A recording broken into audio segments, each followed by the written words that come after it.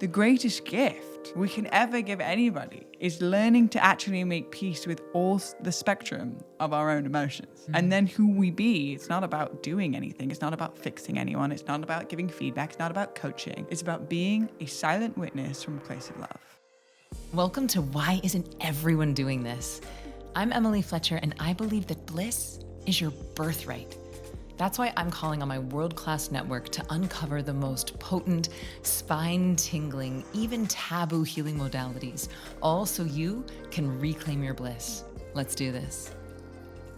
Sweet friends, today is the day. Welcome to our very first episode of Why Isn't Everyone Doing This? And I cannot think of anyone that I would rather birth this show into existence with than my dear friend Blue. Now, Blue is hilarious. She is so intelligent. She's an entertaining storyteller and activation artist, which you're going to find out what that means. She's the host of a show called Deja Blue and the co-founder of Florescence, which is a modern mystery school, which we're going to find out what that means in the conversation as well. Now, one of the fascinating things about Blue is that she's dedicated the past decade of her life to understanding the medicinal nature of the plant kingdom. And her name is an acronym that means beauty, love, and unity. I can tell you firsthand that that is what this woman does. She anchors these frequencies of beauty, love, and unity into her art, into her work, into her friendships. And interestingly, which we talk about, is a lot of her genius was born out of her journey with hearing loss. This has actually gifted her with this extrasensory perception far beyond the five senses. I fell so much deeper in love with her during our conversation, and I hope that you do the same. She does a beautiful job of sharing how we can all find magic in the mundane moments and how to figure out if our routines are depleting us or nourishing us. She talks about her prediction for what she thinks is happening in society in 2027 and this crazy moment that launched her creative career that involved a vision board, a lion, and the boy band One Direction. So enjoy our very first episode, and I am excited to hear what you think in the comments. So I just learned today that blue means beauty, love, and unity. 3 frequencies that she has dedicated her life to substantiating here on this plane, on this planet for all of us. So Blue, thank you for being here. I love you already, and I know I'm going to love you even more at the end of this. How are you feeling? Well, first and foremost, it's really fun to be sitting in the space that is usually my studio and to be introduced in this way. I'm always the one that's hosting and introducing others, and just receiving your beautiful words and receiving the way that you hold the space and receiving the way that you're navigating your podcast and the activations and the energetic layers that it's taken for us to even start this podcast now. And I'm sweating. I'm going to have to keep my arms down because I've got some major sweat patches going on because we've been going through an activation. It's been a whole journey just to get to this point. So how I'm feeling is ecstatic, alive, present, elevated, inspired, grateful, and deeply seen through your introduction. So thank you so much for giving me the honor of being able to be a part of what you're creating right now. It's special. So we have 1 zillion things to talk about. We have a zillion point agenda. Yeah. But let's start with this simple yet profound concept of why isn't everyone playing and praying, and what do those things mean to you? Play and prayer. I gave a talk at the Conscious Life Expo recently, and I was really having a little bit of fear that what I was going to talk about wasn't actually going to be of value because it was so simple. And yet actually I'm realizing that the simplicity is where the genius lies. And the simplicity in the mundane is what everyone has access to. However, these highlight reels of our lives through Instagram, and we're looking on Instagram stories and we've got filters, and then we see these people that are living these incredible lives and traveling here and with these humans and doing this activation, and we're sitting in bed for the second day in a row with the shutters closed, having no motivation to get out of bed and being like, oh, I'm less than, I'm unworthy, my life isn't as good as X, Y, and Z, because actually we're not realizing that a life of miraculous success, and we'll go into breaking down what I believe success is, but creations or beauty is actually born from a million mundane moments. And the mundane moments is accessible for everybody. So what are we actually doing with the mundane moments, which is the brick and mortar of the house that we're building that eventually we get to share with others? And so the brick and mortar of our lives is the mundane, which can be infused with play and prayer, or it can be infused with living in future or past timelines. What I mean by is like our thoughts are worrying about what happened in the past or worrying about what's going to happen in the future, which is the place of where suffering exists. When we're actually really present, we're not suffering because we are with whatever is around us. And so the play and prayer piece is medicine that can be infused into the mundane moments that is accessible to everybody. Doesn't matter what job it is that we do. It doesn't matter what our lives look like. It doesn't matter what skin color we are. It doesn't matter what money we have in our bank account, because recognizing actually the genius of a child is found in their ability to be in their imagination in the mundane moments. Now, something happened. There was something that disconnected us from that as adults. Now, there's this quote that I really deeply resonate with. It's the creative adult is the child that survived. The creative adult is the child that survived. Wow. And so we've been pushed through the education systems for the most part that has encouraged our sameness. We are graded from the same grading scale. We are not celebrated for our uniqueness being our power, but we're celebrated when we actually get a certain good grade based off of everybody else's grades also within the same test. Now, there is a diluting of our unique personal power within that process that actually gets us very disconnected from the pulse of what it actually means to be alive. Now, that pulse is the very place that we manifest from, recognizing that we're living in a vibratory reality, as within, so without. Cause and effect is as real as the law of gravity. What we emanate is what we receive. What kind of reality did you say? We're living in what kind of reality? A vibrational reality. Vibrational. So if you were to look at, what I mean by that is if you were to look at a cell under a microscope, you would see actually it's not just stagnant. It's vibrating. It holds a certain charge, it's energy. Now, we have about 75 trillion cells in our body, and they have two jobs: to listen and respond. That's really it. And listening and responding to what, about average 60,000 thoughts a day. Those 60,000 thoughts a day, the majority of them are in the mundane moments. Now, our body is literally responding to our internal narrative of how we're perceiving the mundane moments. And how would you define mundane moments? Just like, I'm making my coffee, I'm going to the toilet, I'm going to go make my morning drink. Then I'm going to get in the shower. Then I'm going to clean my room. And then I'm going to go to the grocery store. I've got to go get some groceries. Oh, and then I'm going to pick up my dog shit outside. And then I'm going to take a shit. These are all the little mundane moments, but the majority of our lives are made up of those. Yeah. Now, if you look at a genus of a child, you'll see that the child will sit next to a cardboard box. And that cardboard box is not a cardboard box. That is a rocket ship to the moon. You know, Jasper, right? Like, your ability to play is reactivated through the lens of your son. The universe doesn't speak English or French or German. The universe speaks energy. So if I'm sitting in a cardboard box and I'm going, oh my gosh, I'm going to the moon. This is amazing. Oh my, it's so much fun. Woo! The universe is responding to that energy, therefore creating more magical dimensions or magical ways in which we perceive our reality through the law of cause and effect. What you emanate is what you receive. So as adults, we get to this certain point where we have now started seeing it as a cardboard box. And then it gets thrown away and it just goes into the pile, and it creates this very monotonous tone throughout our existence. And Richard Rudd in the Gene Keys talks about one of the greatest diseases on the planet is over seriousness. It's actually a disease. It's shutting ourselves down. And so the invitation when I started really understanding this was, where am I living from the outside in based off of what society deems as successful?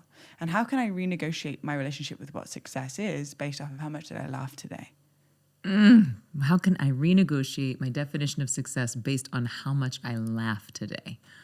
Well, I don't think I've ever heard anyone define success as how much I laugh today. That's literally 75 trillion cells in my body are going, good job. Great job. If I have a photo of my 5-year-old self on my altar, that's the only person I want to impress, ever. And she knows that her success barometer is founded on how much she laughed today. Like what we just did, that was a mundane moment, but then it became not a mundane moment. It became a very magical moment. You mean our air didgeridoo? We just some like didge playing / like gyrating on the floor / pulsing and looking each other's eyes and having a moment and sending a prayer up. Or we could have sat down on 2 chairs, taken a sip from our drink and gone right into the podcast. But you chose to utilize the mundane moment to recognize that you're actually manifesting with your energy in that moment. So you just got us and built the space to an ecstatic place, then blasted out to the ethers. So that, of course, then will set the tone for this podcast. It's a very mindful, conscious, intentional manifestation that you're doing. So when we realize that every single moment we are manifesting, consciously or unconsciously, I personally would rather bring it into my conscious mind. So it doesn't mean that I'm not going to be doing things I don't want to do. That's just inherently laced into life. But it's when I am standing at TSA, who am I being? I'm going to play. I'm going to have a chat with the person in front of me. I'm going to find out who this person is behind me. Why of all 8 billion people on this planet is this person standing behind me? There's a reason for that. Lucky them. Lucky and them. Maybe lucky you. You're welcome, sweetheart. It's so funny because in our group text, our friend Layla was just flying today, and she said the TSA agent was flirting with her. It was like, nice photo, nice signature, nice fingerprints. It's like, whoever complimented someone's fingerprints. But like, the talk about making a mundane moment magical. And it etched into her consciousness that then led her to the group chat that then texted us. And individually, we're all in our rooms going, ha ha ha. Like, it got blasted out, but it was what we call a pattern interrupt. Mm-hmm. Mm-hmm. So, and how would you define the difference between manifestation and prayer? I don't think that there's too much of a difference in the sense of our attention and our intention placed on a same thing will create magic. Our attention and intention placed on the same thing will create magic. So I'm So putting my attention on something and I have an intention for what I want to have happen. That is where the magic lies. Yeah, so it covers like many different areas. But for example, I can wake up in the morning and I can go on my phone and I can look at my to-do list and I can look at my schedule and I can look at all of the text messages I haven't responded to.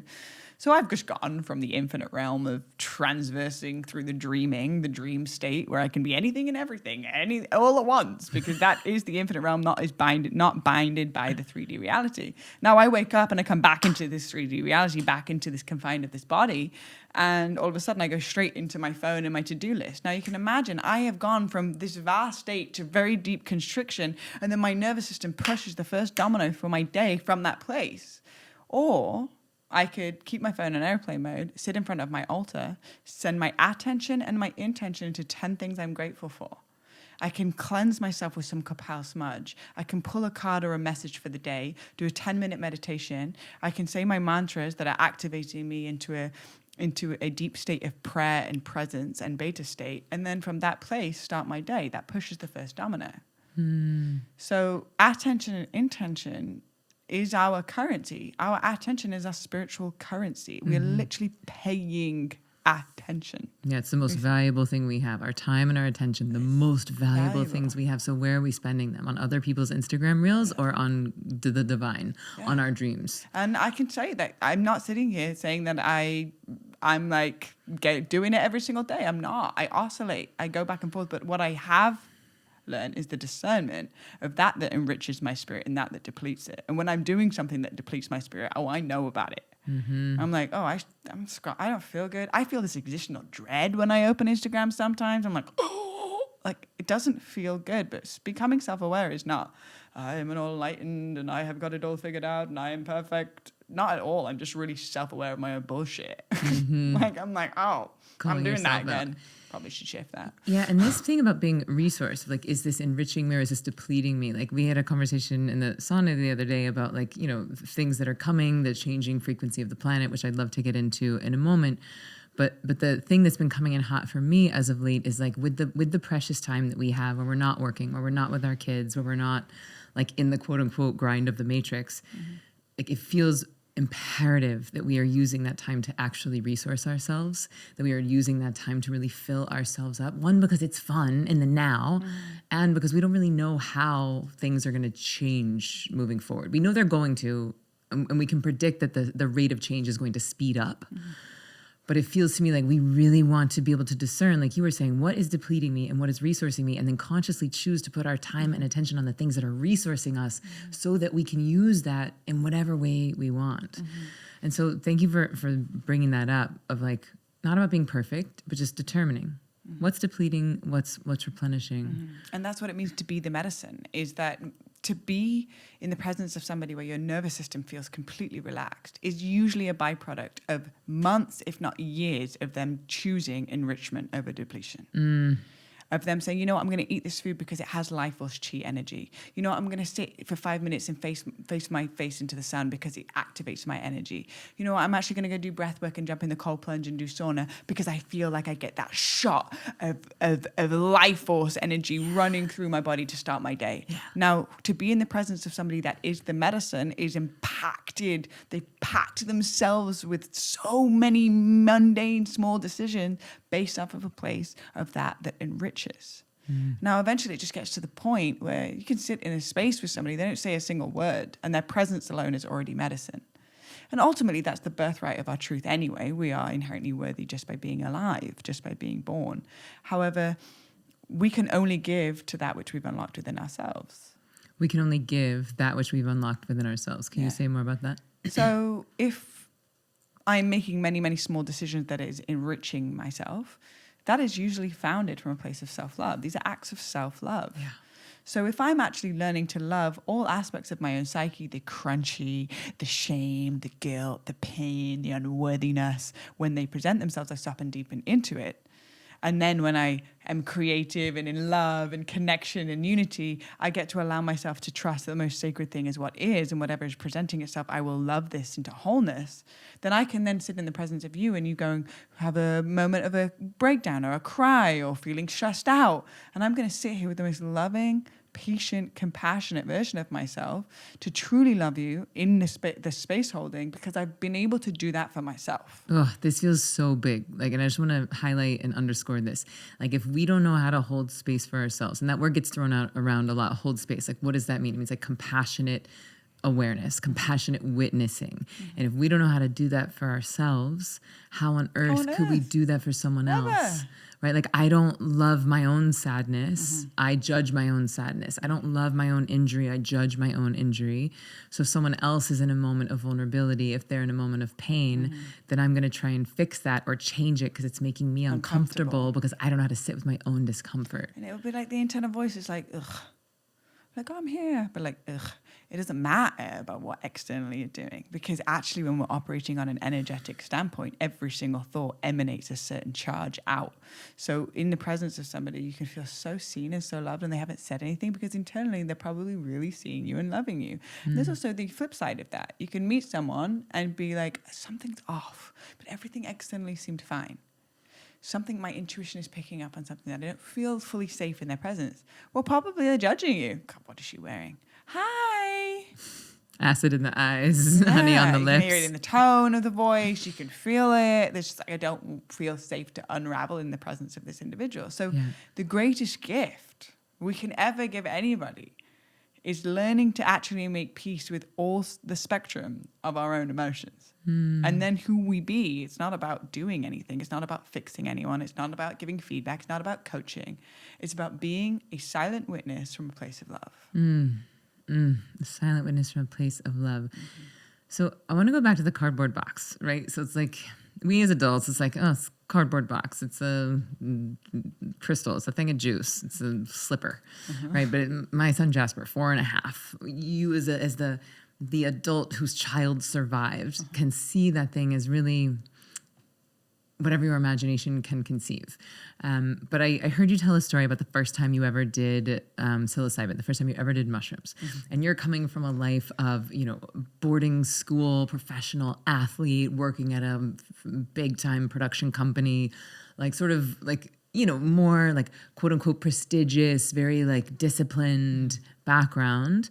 And then your neighbor offers you this chance to do psilocybin or magic mushrooms. And you said, I saw the tree for what it actually was instead of what my preconceived notion of what a tree was. And I thought that was such a fascinating insight, because I think a lot of people who've not done any sort of psychedelics, a lot of people who've never really altered their state of consciousness through breathwork or medicine or even deep meditation, have a fear that if I take something, it's going to alter my perception away from reality.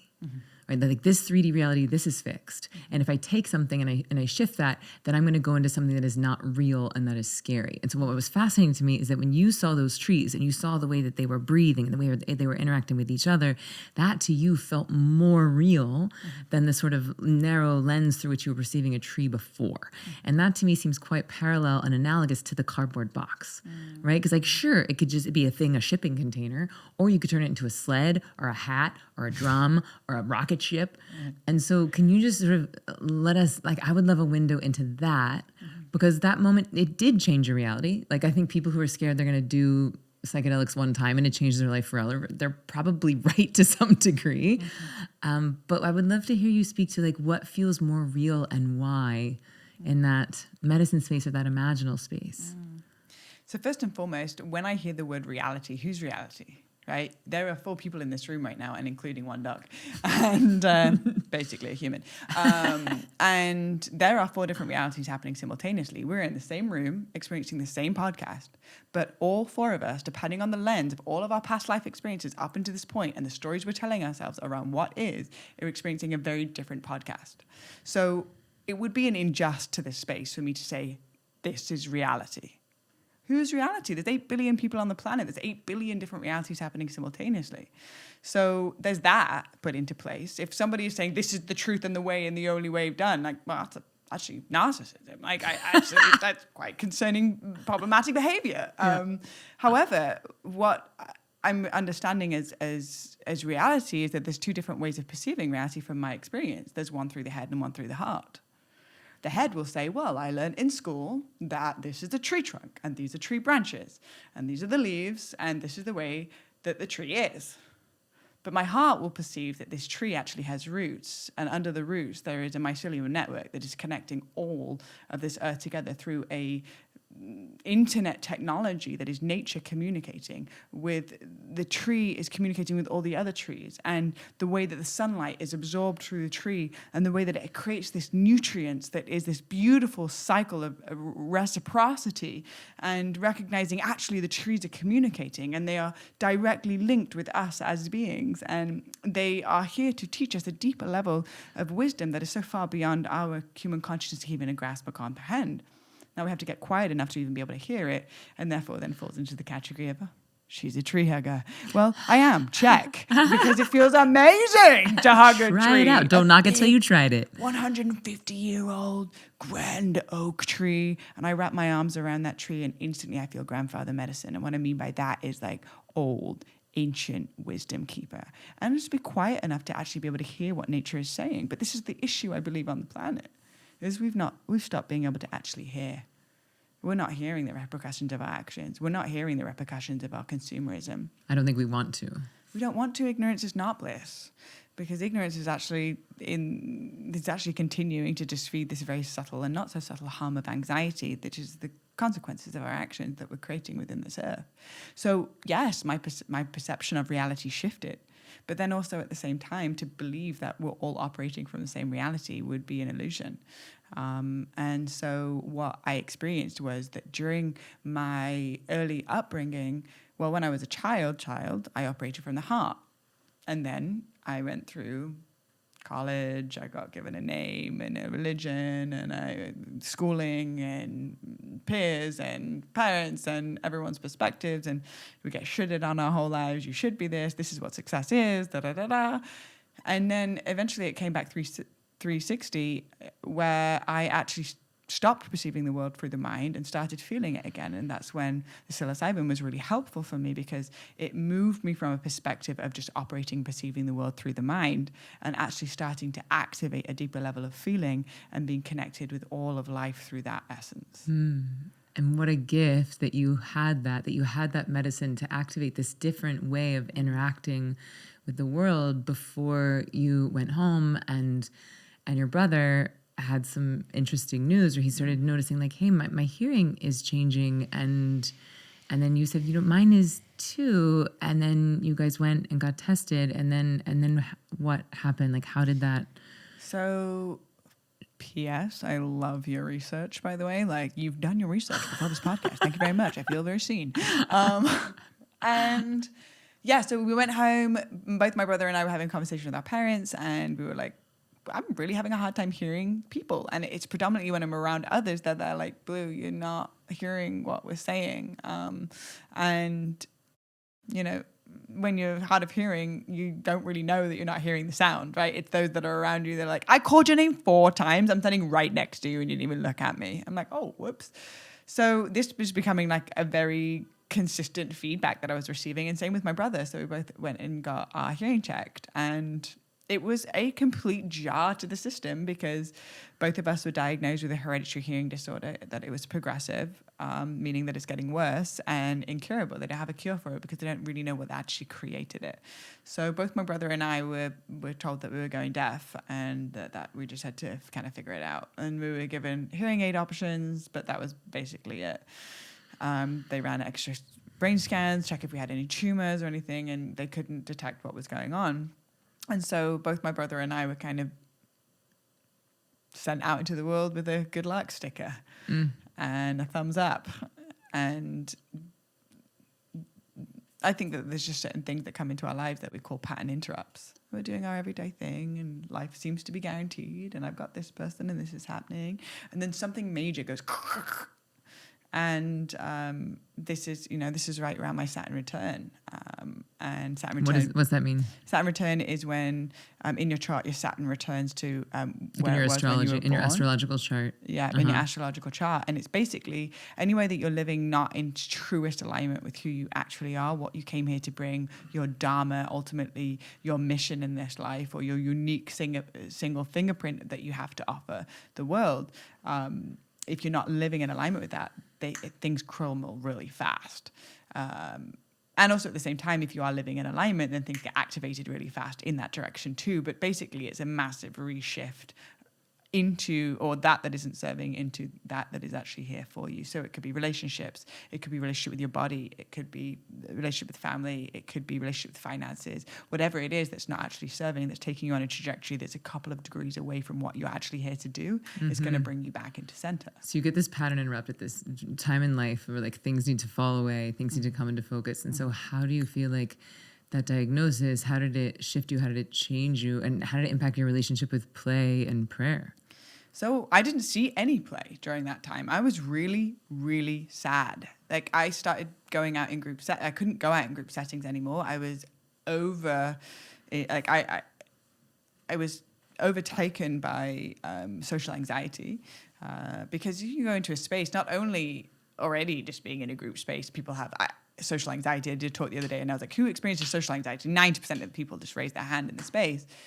So I was like, okay, cool. Let's let that breathe for a second. Everyone had to move through some level of anxiety to even come to this talk.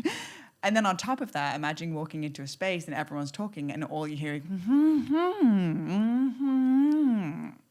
I literally was not picking up the beginning and the end of the words. And so what I was perceiving was like a puppet show.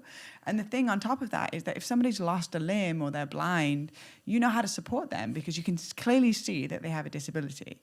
If someone's hard of hearing or they don't know what's going on in the space, it's very lonely because no one knows what's going on. Wow. So all of a sudden, now I'm in these social situations, and when I'm meeting people for the first time, it's all small talk. So I'm using every ounce of my energy just to perceive what they're saying to me when they're asking me small talk, which is actually kind of just noise anyway. Yeah, it's like draining. Talk about depleting. Draining. It's so exhausting. And so it just got to the point where I was like, I don't want to go out anymore. And I was working in Hollywood at the time. I was a producer for the Oscars and different award shows. And I was on headset, so a lot of my job was to coordinate people on the red carpet, and I had to be on cue. And I had to leave my job because I couldn't hear what was going on in the headset anymore. So not only was I diagnosed that I was going deaf, I also lost my job. I had no money. I was living on my own in Los Angeles. I didn't have a community. And I was so broke that I had to decide who was going to eat tonight, my dog or myself. And it was in that place of like real deep sadness was when the pattern interrupt cracked me from the foundation up. And what that did is I didn't feel that there was much beauty in my world at this point. And I was concerned around whether people would want to date me, that I would be able to do whatever it is that I wanted to do, which was to interview brilliant minds. I always wanted to do that. Would I be able to hear music? Would I ever be able to sing again? Like all of these things that were a guarantee were no longer a guarantee, and everything was in question. And not only was that, but I was also facing off with a steep loneliness and losing my job and having to go through a complete reshift of my identification. So that was when I actually started to create. So I just want to highlight this because I know earlier when we were talking about like play and why isn't everyone playing, and you said that you had been criticized of like, well, here you are, a white girl, you live in Los Angeles, and like it's easy for you to play. It's easy for you to play because you have the privilege of playing. Mm-hmm. And so like acknowledging the fact that there are people that are in like really life-threatening situations, really destitute situations, and yet at this moment in your life, you don't have money to pay rent. You don't know if you're going to be able to feed yourself or your dog. Mm-hmm. You've just been diagnosed with a disability. You've left your job. You've had to leave your job because you cannot do it, because you literally can't hear. Mm-hmm. You can't go out in group settings. You have this isolating sort of prison. Like everything is in question. And yet you chose to create. Mm-hmm. Because I needed to make beauty in the world. I couldn't see it. And I knew that when I created, I would drift into a timeless state that I was no longer thinking about what was going wrong. And I was just creating. And the more I created, the more beauty that came out of me. And the more I was reminded that there is something beautiful about me. There is something in here. And art saved my life in a sense. Mm. And I didn't create because I had to. I created because it was just medicine for me in that moment, which then just ended up through a series of synchronicities, profound synchronicities, that ensured that somebody wanted to buy this drawing, and it was literally like pencil sketches of their kids for $50 a pop, but it was enough for me to just make my rent and just figure out the next step in front of me. And then from pencil sketches it became pastel drawings, and then from pastel drawings it became a friend came over and put a paintbrush in my hand, and I was so scared, and I started painting, and then I started creating these beautiful paintings, and eventually I started painting the lion over and over and over and over again, because the lion was teaching me to have courage. And so you may not understand it right now, but trust the process. And I promise you that if you have the courage of the lion, you will be shown the next step and everything will be taken care of. And so when I would paint lions, that would remind me to have the courage of the lion heart, which is the illuminated leader from the inside out. And I started painting lions nonstop. And eventually that's a crazy synchronistic story. I can tell you this, actually. It's quite cool. I created a vision board, and on the back of my door, I put the vision board because I saw it consciously or unconsciously every single day, at least 5 times a day. And on that vision board at the time, I put that I wanted to do body art for celebrities, because I was used to be working with the celebrities in that world. And occasionally I would go on as freelance and just do one job here and there for them. And so one morning when I was invited back to produce a show. to do the produce, but I wasn't on the headset anymore. It would be like supporting with wardrobe, or it was like getting the memorabilia signed, because they wanted a familiar face and I needed to get a little bit of work in. So there was one morning I was in the shower and I just got a very clear message, was to draw a lion on my arm, like I would on my canvas, but on my body, and become the canvas. And so I was like, okay, so I got a Sharpie, is all I had. And I drew this very detailed lion on my arm. And then I went to work that day, and I was sitting in the audience of watching One Direction do their sound check. And I was in the audience with one other person to my right. And he comes over and he's like, wow, that lion tattoo is amazing. And I was like, thank you. I actually drew it. It's not real. I drew it myself. And he's like, wow, is that what you do? And I saw I had a choice point in that moment of showing up to the universe. Is this what you do? And I was like, yeah, that's what I do. He's like, amazing. Give me your email address. I'm going to reach out because I'm looking to get a tattoo. And I was wondering if maybe you could draw it on for me and I'll pay you. And I was like, great. Sounds amazing. He left. About a couple of hours later, I get an email from him. He's like, I'm the manager for One Direction. I told them about you, and they were wondering if you could come over to the hotel tomorrow and draw in them before the show, the American Music Awards, with your markers, so that they could try on these different tattoos. And I was like, yeah, I'll be there in the morning. So I ran to the art supply store and I bought myself all these Sharpies, like the big Sharpies, medium Sharpies, little Sharpies. And I like Professional. Yeah, it was like very professional. I got a little case. I have a I was kit. like, look at me, I am an artist. Even though I was like, you're an imposter, what are you doing? And I went to the hotel and I sat down with them, me in One Direction all shirtless, and drew on them the different requests that they wanted. And there was one that got a bulldog and one that got a dream catcher. And there was one, Liam from One Direction got a lion on his hand. And that night he went out for dinner and he got caught by the paparazzi walking into the restaurant with his lion hand tattoo showing. And the next day, my phone was blowing up and I was looking at my phone and it was in Perez Hilton. It was on the Daily Mail online saying, Liam from One Direction has a new lion tattoo. Is it real? Is it fake? This is the artist. Now I'm looking at this article and I see right in the background my vision board that said body art for celebrities, and I had drawn a hand with a lion on it on the vision board, and it was exactly the same hand and the same angle placed on this article, or these many articles, which ended up blowing up my art business. I became the lion lady. And everywhere I went, people wanted lion body art. Like I started painting giant lion paintings and selling them for $5,000 a pop that would go in restaurants. And I would do chakra lions. So every time I would paint a lion, it would activate a different chakra and the courage to activate those chakras. So all I needed to do was just keep creating. And eventually it just led to I'm saying this is one of many synchronistic experiences that happened, but because I was actually softening myself into a deeper level of medicine for myself and creating from that place, as opposed to creating from a place of obligation, it shifted everything in my world. I love that. This is so much. It's like you placed the order, right? You did it. You put it on the vision board, and then you created. You created for the sake of creation. Yeah, right? It's process orientated, not goal orientated. It's two different energetics. Yeah, creation for the sake of creation, for the process itself. Mm-hmm. And now, I mean, in your bedroom right now, there's a beautiful painting, like one of the most beautiful paintings I've ever seen, of this woman with a lion across her throat and her heart. Right. And you shared with me like, oh, this is the courage to speak the truth. This is the courage to like go into your heart. And that painting in and of itself was medicine. And so I love picturing like divinity itself flowing through you, alchemizing, transmuting in real time. And that this has been your North Star. It's so, so beautiful.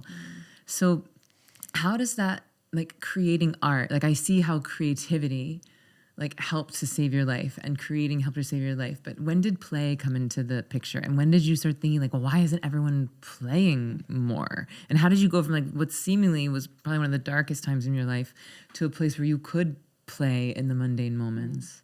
I realized that my capacity in which I'm willing to die before I die, like the feeling of the sadness and the hopelessness. It was also my capacity in which I was willing to live, so that when there was a beautiful thing that was brought into my life, my gratitude for it was so much deeper and wider and more encompassing because of how painful of what it is that I had just processed. And so once I started realizing that actually, that if we're operating in this non-binary experience of right and wrong, that there's a good emotion and a bad emotion, but actually it just is, it's sacred because it is, and this is showing me a deeper part of myself. I love that. Whatever is the most sacred. Yeah, whatever is the most sacred thing. And since I was a child, I have been playing a lot. My parents have gifted me the opportunity because my father never lost touch with his ability to play. Wait, and weren't they like toy manufacturers? My father is Santa Claus. Wait, what? Yeah, Santa's real and he's your dad? He makes toys for a living. Children's toys. My mother and my father were the CEO and the owner and the founder of this company that distributed toys worldwide. So when I was a kid, I was playing nonstop. My imagination was kept alive. My father would play with me all the time. He's always dancing and singing. We're putting on skits. We're dressing up. And because of his ability to keep his child that survived as an adult, he gifted me that safe space to allow me to continue to play, so that no matter what happened to me in life, I still could access my play. So even when I'm like in it, I'm still giggling and being goofy because that's just an interlaced part of my nature. And so now as an adult, for example, when I'm making the bed, I could be making the bed or my imagination will say, okay, I'm in a TV show and I am competing against a type A Swedish woman. And we have to press this invisible buzzer and I am being judged on how fast I make the bed and how accurately I make the bed, like how pristine it is. And I'm going to press this buzzer and I am visualizing in my head that I'm surrounded by camera crew and I'm being timed about how I'm going to make this bed. And I press the buzzer and I squeal and I run around the room and I make sure the bed is done well and I tighten the sheets and I make sure the pillows are done and I quick and then I press the buzzer and then I wait for the judge's response and I'm sweating and my heart rate's up and I'm so excited and my bed is pristine. Did you and then win? I get there. Oh, of course. Oh, great. Sometimes she gives me a run for my money. Okay. And I have lost a few times, but this morning I definitely won. Thank God. Now, I'm with my ex-partner, Andre, and I would introduce him into this. I'm like, all right, we're picture this. Okay, we're in a TV show. And he's like, okay. And it takes him a moment to warm up and get into it. But once we get into it, we're so excited. We're sweating a little bit. Our heart rate's up. And we just made the bed. Wow. You're going to be the best mom, by the way. You're going to be the best mom. I mean, I'm so inspired by the way that you are with Jasper. Like, when you were sharing the stories, like I'm so there with you because of the depth of love, the capacity in recognizing that you are also his student and your understanding of that.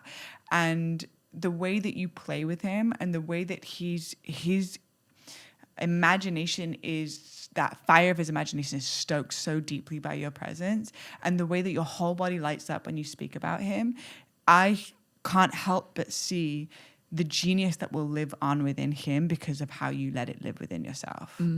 And that when you said, I just genuinely love hanging out with him and I find him to be fascinating and he's funny and he's interesting and he does presentations to his friends on paleontology.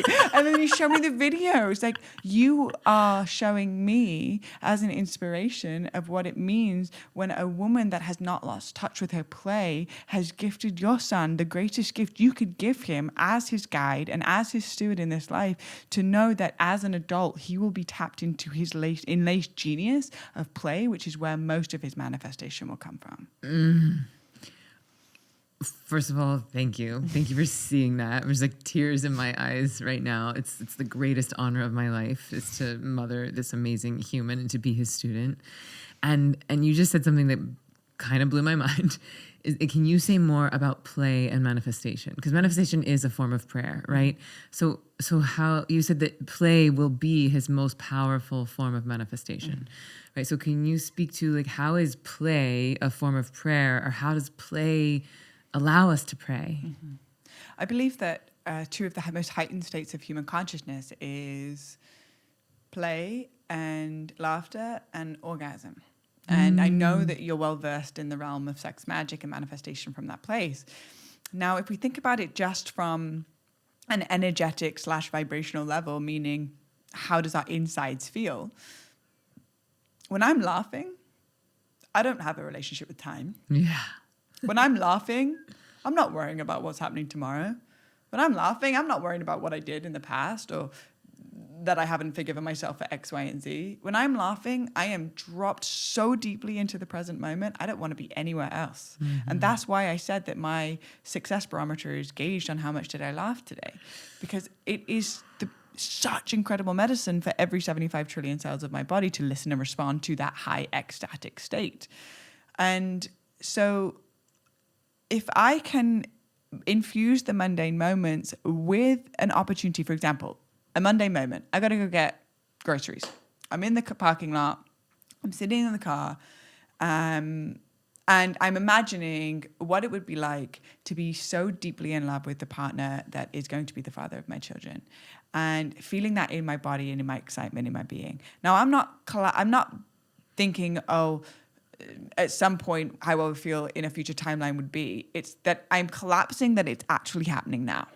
Because like I said before, the universe doesn't speak English or French, it speaks energy. So if I'm saying to my body, every 75 trillion cells, that this is actually happening right now, and I'm so excited and I'm in love, how would I feel? Oh, my shoulders would be relaxed. My spine would be straight. My heart would be forward. I would be looking down. I'd be feeling myself. Oh my gosh, okay. Oh, and also I just received X amount of money that's going to support my mystery school to be able to reach many more women around the world. Oh, how does that feel in my being to have $10 million in my bank account that can be funneled into being able to be of service and to pay my friends really well. How do I feel right now? Oh, I feel so turned on by my own presence. I'm in the Whole Foods parking lot, P.S. Okay, I'm feeling it. Oh my gosh. Oh yeah, I've got my lover. Oh my gosh, I have my children. I can see them play. Okay, now when I open the car door, out comes my leg. Da, da, da, da, da. She's here for some eggs. I get out my car. I'm going to be walking through aisle 3, and I ain't going to be walking. I'm probably going to moonwalk down aisle 3. I'm going to put something in my car. I'm going to give it a little shimmy. Maybe I'll put some of my favorite music on. I'm going to strut down aisle 4 as if everything that I've ever wanted in my life is already here right now. This is playing the mundane, recognizing that frequency, just like orgasm, but if I'm orgasming in aisle 3, it's probably frowned upon. Right? If I'm banging one out in aisle 3 and I'm like, yeah, I'm manifesting life, my dream, woo! We're like, we need to arrest a woman on aisle 3. We need to take her into jail. But if I am accessing the realm of play in the mundane moments, also, massive gratitude to my mother and father for gifting me that opportunity to keep that pilot flame alive within my psyche, that I can access it no matter what happens in life, the suffering, the pain, the hearing loss, the heartbreak, the breakdowns, the having no money. It's still a part of the essence of who I am. When I'm doing the mundane moments, I'm consciously manifesting that reality into form. I'm collapsing the timelines. I'm playing with the quantum reality of infinite possibilities. In every moment, we have infinite possibilities that can ever happen. If you were to have sat down and planned the way that your life would have gone, it would have been A, boring, and B, it's never, ever, ever going to happen Not the one way that you time. could ever even imagine. Not one so time what does it would go it look according like to to plan? dance with the mystery of the unknown, but know that I am anchoring in the timeline right now so that I become a vibrational match to everything and everything I didn't even know I wanted to be magnetized into my reality in aisle 3 while I'm getting eggs. Yes. So yes, of course we can do pleasure prayer. Yes, we can use our sexual energy, our creation energy to manifest. And in all of the other 23 and a half hours of the day where perhaps orgasm is not available to us or would be inappropriate to do that, we can play. We can charge ourselves with the vibration of the dream as if it is happening now from a place of laughter, which I love what you said, when you're laughing, time collapses. Right? And like that's half of the game of manifestation, right? It's folding the timeline on itself so that you can live in the vibration of the dream right now. And another really important ingredient of manifesting is feeling good. So if you are playing and laughing, then you're creating that ecstatic frequency and living as if. It's so genius. So like what would you say to someone who's never manifested before, who like doesn't really have a lot of play or laughter in their life? Like where would you suggest that they start? Well, I would say that you have manifested your entire life, just not consciously. Yeah. Everyone's manifesting all the time. And so once we actually realize this, and what I mean by manifesting is just recognizing that as within, so without, your internal state is creating your vibrational charge of what it is that you're calling into your reality. It's like a projector and a projection. Yes. Like you're the film projector and it is projecting out on the life, everything that's happening internally. So if you want to know what's going on internally with somebody, look at their relationships. Look at the world that they've created around themselves. Look at how clean their room is. Look how much clutter they have in their house. It's all a direct manifestation of that internal narrative.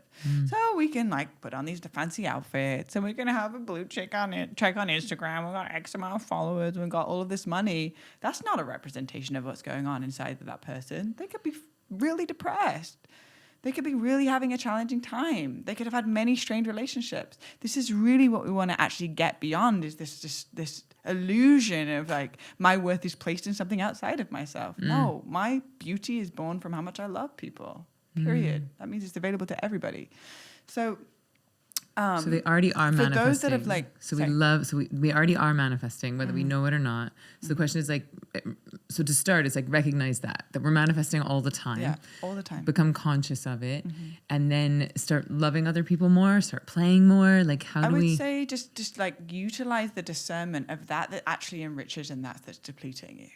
Okay, what's making me feel more full, more whole? What's making me feel more empty? So, for example, who am I following on Instagram?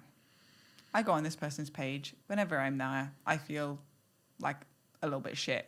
I feel like I'm not doing something X, Y, and Z. I feel this experience. Or when I listen to this news, my energy feels really low. When I'm tuned into watching television, I feel this existential dread about being human.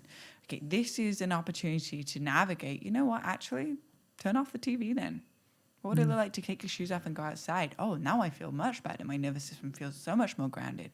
Okay, cool. You're manifesting a future reality in which you want to live in that moment when your nervous system is relaxed, when your feet are in the earth, because you had the discernment of that's enriching and that's depleting. Now, again, millions of small decisions are what creates the legacy of our lives. So it's about coming down to the simple moments. What are you doing from the moment you're waking up? How does it feel when you look in your room and your bed's not made? How does it feel when you sit in front of a sacred space that could literally just be in front of a candle and just say 10 things you're grateful for to start your day? It takes 10 seconds. You know, we have children, you know, maybe there's like instantly as soon as we wake up, like if there's chaos happening in the house. There is an opportunity while we're brushing our teeth to finish brushing our teeth and say thank you 10 times over. You know, thank you for the roof over my head. Thank you for the food in my fridge. When you're focusing on things that you're grateful for, you're only going to call in more things to be grateful for. That's it. And so if you want to see more peace, be more peaceful, right? It's just like it's as within, so without. And so if we're just recognizing that we're always manifesting, and in the in-between moments we have an opportunity to ask ourselves, is this actually enriching me or is this depleting me? And then from that discernment, continuing to eliminate that is depleting and start to create more of a reality that is enriching. It's just one moment at a time. You don't need to see the whole journey in front of you, just 15 feet in front of you, but making conscious decisions that's actually raising your energy or raising your frequency. And over a consistent series of a couple of weeks, watch your whole life change. It seems so simple. And so that feels clear, like depleting versus enriching. But like that I think I could do and still not play or pray, right? Like now I feel resourced. And are you saying like from that place, then I can play, then I can pray? And what if people are like, well, I'm not funny or I'm not creative? Like I wouldn't think of like a Swedish TV show to compete with a Swedish woman on making my bed. Like I wonder, like how would you help people to start to infuse more like creativity, play, games into those everyday moments, like from that place of resource, right? Like I've started to take away the depleting things. I've started to add in more enriching things. And now how do we move into more play? So my question for anyone listening would be, what were you doing at 5 years old before the world told you who you were supposed to be? So for me, I was painting. I was putting on skits for my family, putting on ridiculous outfits and putting on like silly accents and playing this skit. Or I would dance with my dad, or I'd make up dances with my sisters. This is what I was doing when I was younger. And then I went into, well, you have to choose a major, and this is what it's supposed to be, and catapulted into the world of over-seriousness, and then believing that my success comes from something outside of myself, and constantly being in this consumerism, chasing experience, which dampened down that 5-year-old self that just loved to sing. And so asking myself now in this moment, if I can reconnect to that childlike awe and wonder that I have access to at some point in my life, how can I create or infuse at least 30 minutes every single day with redoing that? And not for goal orientated, but process orientated. So for me, when I was painting that woman with the lion, I didn't want to finish it because it wasn't about painting a painting. It was about drifting off into a timeless state so that my mind could shut off for a moment and I can just lose myself in the present moment. So if you just have a moment and just go into a meditation and close your eyes, or print out a photo of yourself when you were around 4 or 5 and look at that version of you and ask yourself, what messages are here for me? And how can I reactivate you as an adult? And how can I make you proud? And how can I actually create my new version of success? Is every night before I go to bed to look at that photo of myself and say, are you happy with what I'm doing? Wow. Are you proud of me? Are you really excited of who you've become?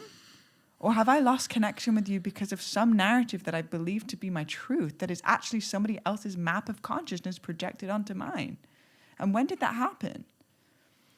Because when I connect with that photo of that child version of myself, I now sit in the kitchen with my sisters. It happened the other night. We're having a conversation. We're just having like a mundane chat. And then I was like, we should do an egg and spoon race. because when I was 6, I did egg and spoon races, and that was really fun. So we hard-boiled an egg, and we set up an assault course in the kitchen, and we set up a timer, and all 3 of us had to get to a certain time, and we were all competing against each other, and we were laughing and giggling and screaming and sweating, and our heart rates were raised. And Mia turned to me and she said, "This was one of the funnest nights I've ever had." Ever. Now, this woman's traveled all over the world. She stayed in luxurious places. She's hosted retreats. We were just having a chat in the kitchen, but it turned into a really fun side-splitting laughter because I had reconnected that morning with my childlike self, and she said, "I love egg and spoon races." And so it infused that play and that fun back in. But all of us, for the most part, this is the general brushstroke, but there was a time when we were playing as kids. Yeah, that feels like such a beautiful, clear way in. Because like for you, you were playing games with toys and painting and singing.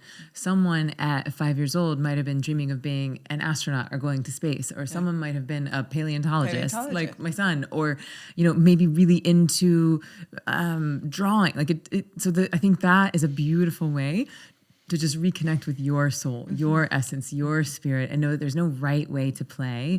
There's no right way, but it's just like, what's the purity of your soul want to be reminded of? Exactly. Yeah. And then going to those playful, ecstatic states actually is a tool for prayer or manifestation, because then we're in that timeless, joyous, full present state.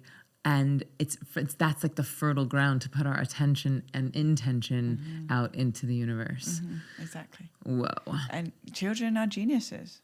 They are activated in their genius. And, you know, we have children that come through into the world, and then we think, well, because I'm the parent, then I have to project my map of consciousness of a right and wrong way of doing this thing called life. But actually, they are here to teach us to reconnect to our genius that lies latent within our being. But there's a pilot flame that's almost kind of just flickering and almost going out, and can be reactivated through us seeing life again through the mystery and the mysticism and the magnetism and the magnitude of the way that a child perceives reality. And that's what I see within you when you talk about Jasper. Like, you get into his lens of the way that he perceives the world.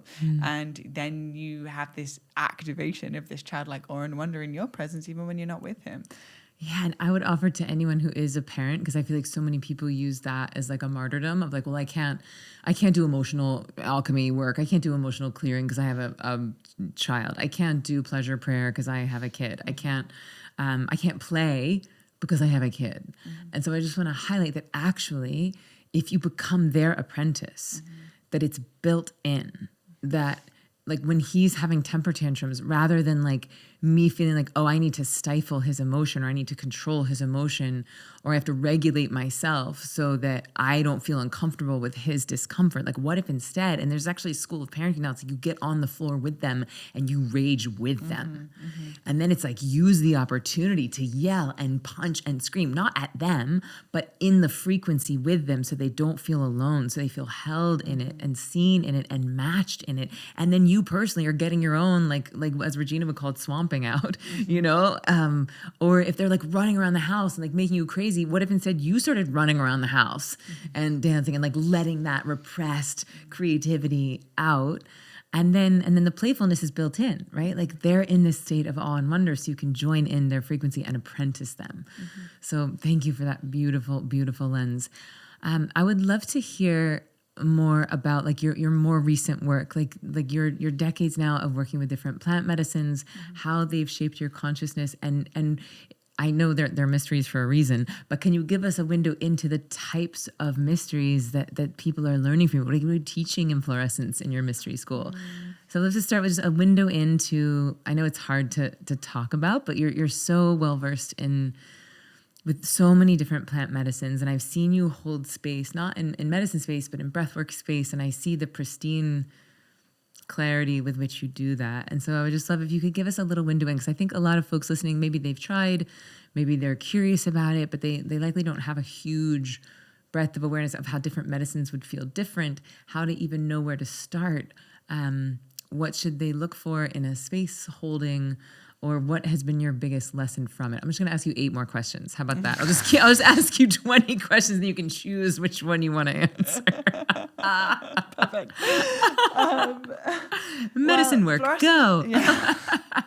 Florescence Modern Mystery School for Women I was co-founded with my dear sister Reggie Riverbear, and we have just placed in one space everything that has exponentially supported us on our path. Now, I talked about this before. What I share is not the truth. Like, I'm not saying that this is the way.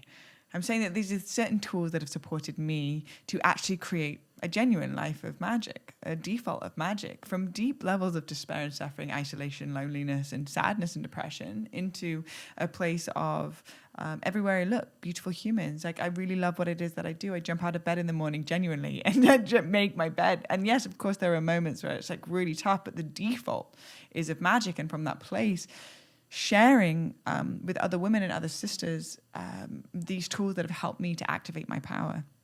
And again, also a reiteration of you saying at the beginning, like, thank you so much for letting me utilize this space and to share this studio with you. And ultimately, when you win, I win. Like, I feel like when you share your voice and you have a platform and you have your podcast and you are supported in that, the world will be a better place for my children and my children's children, because there's another liberated woman sharing her power and her truth and illuminating and liberating others into their truth as well through your transparency and your wisdom. And so this is this default setting within Florescence sisterhood is what is true sisterhood. We have gone through experiences of comparing ourselves with other women, which is ultimately shutting down our own personal power, pedestaling other individuals, saying that there's something outside of them that they have that I do not have. And it's constantly repeating this like competition that is just going back and forth, that is age-old sisterhood. Now, and so Florescence is just to clarify, so Florescence is the name of your modern mystery school for correct. Women. Okay. Yes. And it's a sisterhood. It's a mystery school for women to come together and to actually utilize this place as a place of inspiration. So when you see a sister that is singing for the first time, that is inspiring you that you can do it too. When you see a sister sharing a story and it's deep and it's vulnerable, you can also share your story too. And then it's meticulously designed over a 7-week curriculum that is activating us into the gene keys. So we get given our own hologenetic profile, which is based off of the I Ching and astrology.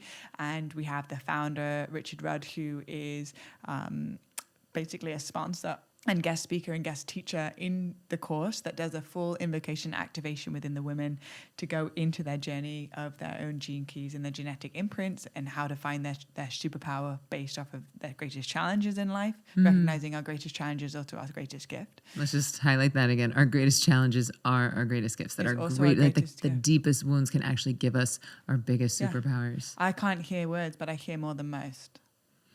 Oof. I can't hear words, but I hear more than most. That is the truth. That is the truth. I see you listening with a depth and with so many different levels of consciousness. And it's so magnetizing because all anyone wants to do is to be seen and heard. Exactly. And you really see people and you hear people with this with all of you. You hear people with all of you. And thank you, by the way. I really, really appreciate that reflection. And it is the most important thing for me is to really, really, really, really hear with the entirety of my being on all different dimensions, not just the words. Because 93% of all communication is nonverbal, and it's a beautiful realm to operate in once we train ourselves in how to actually truly listen. So that was my greatest challenge, right? I couldn't hear, but I could hear. And I realized it was actually my greatest gift. So we've cultivated this space to recognize that's everybody's truth.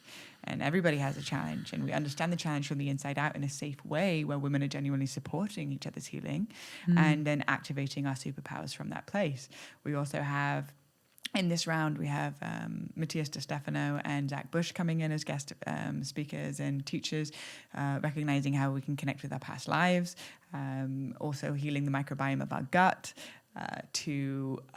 We do song medicine, so we call the module of the hollow bone, which is learning to get out of our own way and to create medicine music that comes through us, and recognizing that we're not here to perform, we're here to pray. And our song is a part of our prayer. I want to do that. I want to do that. Yeah. Oh, it's so beautiful. Witnessing women that have never sang in public before to start singing. And then not only that, they're creating original music that then they record, and then all of a sudden they become a musician, and we're watching them give birth to themselves. Wow. We have poetry slams. We have We have an in-person meetup at the end where we go do a full ceremony.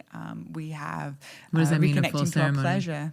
So we have like a ceremony where all of the sisters come together after 8 weeks or 7 weeks of journeying online, and then we in physical, we sit in a circle and we activate the gifts that we've unlocked within the 7-week program. We witness each sister in their presence, in their song, in their expression, in their realizations, their revelations, their breakdowns, and their breakthroughs in a safe way of genuine, deep encouragement, support, and accountability. And so there's many different modules that we go through over the 7 weeks. We also work with our altar and how to work with the directions, what it means to have an altar, what it means to actually pray, to have a place of a direct conversation between you and that cannot be named, and how to work with the elements to activate the elements within our physical body, activate the elements on our altar, and to create a portal space to have that conversation. And then after that, once we do the first round and we get the foundation key pieces in place, then the second level of that is where we go out to Peru and we take the women to work with plant medicines with the indigenous teachers that we've created a deep reciprocity and relationship with in a safe passage, in a safe way, held in sisterhood with the tools. Because if we're going to sit with plant medicine, we don't have any tools. We're just like, oh, I felt a call to go sit with ayahuasca, but I don't know how to meditate, or I don't know how to pray, or I don't have any relationship to integration, or I don't have any accountability. It's actually can be very dangerous. And so it's really important that these foundational pieces are locked in so that you have all these tools in your tool belt and you can pull on them whenever you need. To be a medicine woman is to be that which is needed. Oh, I remember you said this to me because we were talking about the idea of a witch, and you're like, I don't really love that word witch, which is unusual in our communities. Most people really love calling themselves witches, but you're like, I don't love that word witch, but I just want to be that which is needed. Yeah. Oh, that which is needed. Because then you have the tools in the tool belt, like, oh, okay, right now, that which is needed is this song about the earth. Oh, I have that in my tool belt because I learned that because I have a plethora of songs available, ready to go whenever I need one. Yeah. That which is needed right now is more of a grounded masculine energy because of my relationship with the earth element. And now I know how to take care of my taxes in a sacred ceremonial way. Or I know how to clean my room and finish my to-do list. Can that be your next course, doing your taxes in a sacred ceremonial way with Blue? It's part of it. It's a part of it. How do we bring ceremony to every aspect of our lives? And how do we do the things we don't want to do with 200%? Yeah, just like one click more pleasure, one click more joy. Yes. And so thank you so much for creating that container where people are equipped with meditation, integration, prayer before you blast them open with plant medicine. Because you're right. So many people are just like 9 to 5, have never done therapy, have never done meditation, don't understand the concept of devotion or prayer. And then they're blasting themselves open with these medicines. And it's they might have a good experience. They might have a traumatic experience, but either way, it's like, it's hard to integrate that back into life. So thank you. So 2 questions. Why? 1, why just women? And 2, why men teachers for a female container? So why just women is that a lot of my code, specifically with Reggie and myself, we met in an online women's sister circle. There is a specific noticeable difference when women are in just with women. There is a safety that they feel that allows them to unlock and unravel in a deeper way. And a lot of what we're talking about is like also recognizing the power of what it means to have a yoni, to be a bearer of the Stargate Enterprise between Yoni, one dimension and the aka next. pussy, Pussy, aka vulva, vagina, vulva, yeah. whatever. But to recognize that it is a Stargate Enterprise from one dimension to the next. Wait, okay, hold please. So I call it hoo-ha. There's so many words for this. Yoni, hoo-ha, pussy. But that this could be a Stargate Enterprise from one dimension to the next. Is that what you said? The non-physical realm to the physical realm. Right, like that through which every human has been birthed. Every single person on this planet came through one of those. What would it look like if the women that are actually bearing children become so self-aware that they're no longer projecting their past trauma, pain, or hurt onto the child, therefore setting that child up to be able to live a free-thinking life? When you have so many free-thinking children, you have a very difficult generation to control. What would it look like to empower the mothers of the children? And the importance of that work. And it's not saying that men or women, that the future is female. I don't agree with that. I think the future is integrated. But there has to be a reclamation of the balance for the next generation to be free-thinking individuals. And the reason why we have men facilitators come in, because they are anchoring in the divine masculine code. They are embodiment of divine masculine. They have integrated their feminine and their masculine aspects within their own psyche. They've activated this awakened point, which has created a massive body of work that has shifted the evolution of consciousness as we know it. And these are leading edges of their craft, walking the walk in a deep level of integrity. And so for the first time ever, we have 3 masters coming in and teaching that are pinnacles of the divine masculine, so that we can actually re-regulate the women's nervous systems to what it actually means to be in the presence of the divine masculine. Creates a new reference point. So it's very healthy for the women to witness men show up as their teachers and their guides and their protectors, but also recognizing that we have cultivated a space for women to feel safe and protected so that they can completely unravel in their sacred shit, so their greatest gift can be born from their challenge. What's sacred shit? Sacred shit. My jealousy, my unworthiness, me feeling like, how could anybody love that side of me? I'm so disgusting. What would it look like to be witnessed in that and loved for it too? Yeah. To be witnessed in our sacred shit is one of the greatest gifts we could be ever given if we're being witnessed from a place of complete unconditional love and eyes through the beloved that holds no judgment to what is coming out right now, so that I can actually refine what is left once the fire burns everything to the ground. We take that ash, we put it on our third eye, we move forward with our drums and our peace paint as sisters with our titties out, moving forward for a beautiful world that our hearts know is possible. Yeah, to the more beautiful world our hearts know is possible. One filled with play, one filled with prayer, one filled with people reclaiming their power and being seen and witnessed in the sacred shit that we all share. That is unifying for all of us. Wow, Blue, I love you so much. It's true, my prayer was answered. I already loved you, but I knew I would love you even more, and it is true. I'm so grateful for this time with you. I'm so grateful for your lifetime of dedication to Little Blue, to playfulness, to creativity, and to manifesting not only for yourself, but for this more beautiful world that we're all going to birth together. Is there anything else that you would love to share? Anything you would love to leave with folks, or anything you wish that I had asked, like a preview into where you think the world is going and how we can prepare for that, or anything else? Well, I don't feel like there's anything that I wish you had asked. I think you've conducted this interview beautifully, and you've definitely done your research, and you've also been super present, and you've combined the masculine and the feminine, which is the structure and the study, while also a deep level of listening and what's most alive, and you've asked really piercing questions that allow me to feel seen. And so I just want to say, like, good job. I'm giving myself so many gold stars right now. I love so gold many stars. gold stars. You are covered in gold stars. Great. And the direction that I believe that we're moving in, I believe that we are moving in societal decline around systems of control. And we're already seeing this. It's completely crumbling in every direction that we're looking at. And also at the same time, anything that's built from a place of win-lose/control. Win or lose, zero sum. So I win, I get all this money, but you're losing because you're actually just like living to pay rent and caught up in this whole system that is actually not serving you and is creating you to be sick and is continuing to feed division. It's a win-lose situation. A lot of our societal constructs are built from win-lose situation. It's actually making us very sick and very divided.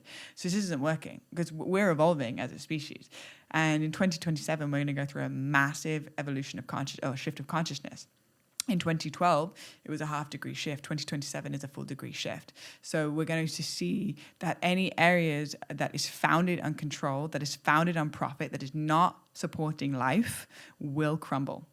And so I believe that first and foremost, you can see it over the last couple of years. We've gone through a collective emotional ayahuasca ceremony, meaning that people are purging and looking at themselves in a different way. People you would never have imagined are asking the deeper questions. Consciousness is now becoming a thing.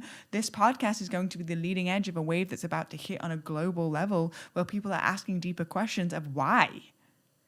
People are actually genuinely wanting to heal. So many people are starting to turn to plant medicines or requiring safe spaces. We can't get enough safe places for people to be able to feel their emotions after generations of suppression. It's going to be gnarly before it gets better, but the only way that we can actually create a house that's built on integrity is to recognize there is mold in the cracks and the walls of this structure of society.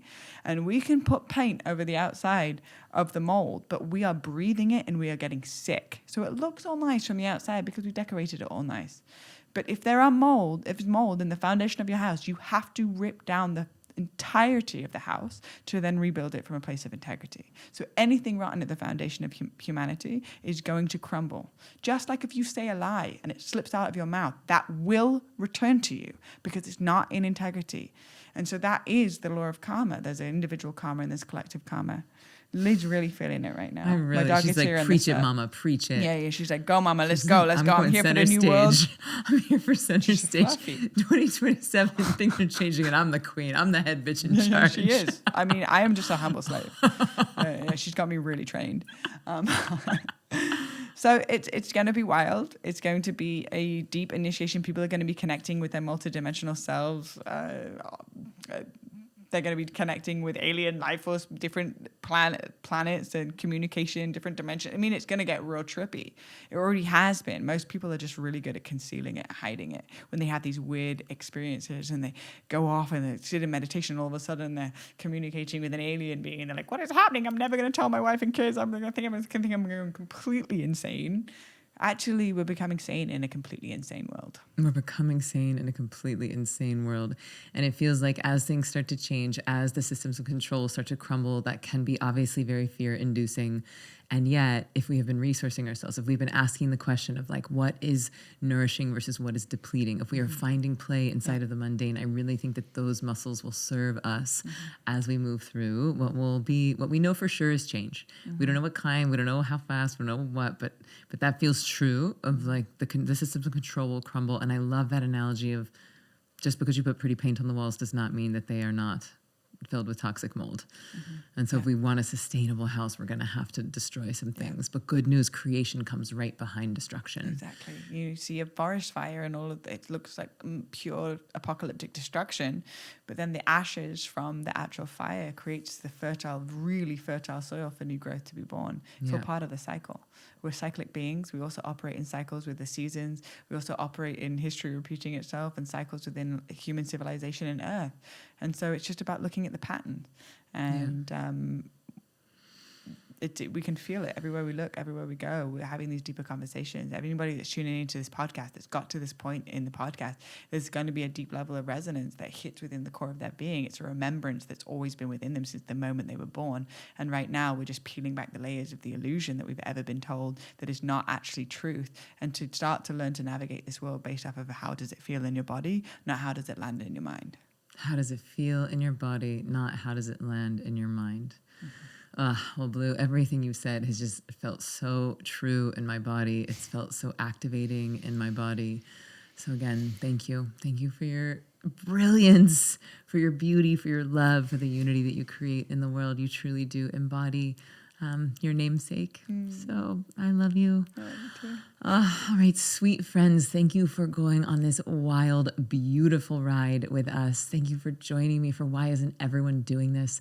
Why isn't everyone playing and praying? If you enjoyed this, I would invite you to follow, and I want you to know that obviously, this woman has so much to teach. She has so much to share. We could talk for 8 more hours, and she's very kindly offered to do a special bonus teaching, like a master class on how do we actually play? How do we start to infuse more play, more prayer into our lives? So we have teachers like Blue, like Layla Martin, like Aubrey Marcus. If you're interested in these deeper teachings that we couldn't fit inside of the podcast, you can go to zivameditation.com/whythis for let's call it the VIP after party. But I love you so, so much. I look forward to seeing you on the next episode. And thank you for giving us your most valuable thing, which is your time and your attention.